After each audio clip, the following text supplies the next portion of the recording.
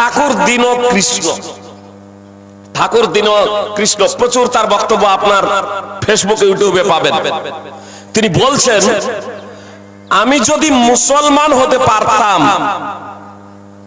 আমি যদি মুসলমান হতাম, মানে তিনি বলতে গিয়েছেন মানে মুসলমান হওয়ার জন্য তো অমুসলিমদের জন্য দরজা খোলা।